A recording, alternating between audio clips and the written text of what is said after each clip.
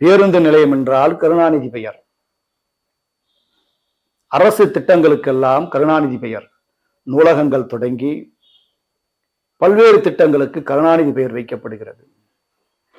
ஆனால் இந்த நாட்டின் விடுதலைக்காக போராடிய சுதந்திர போராட்டத்தினுடைய தலைவர்கள் பெயர் எந்த அரசு திட்டத்திலாவது வைக்கப்படுகிறதா என்றால் முற்றிலும் கிடையாது.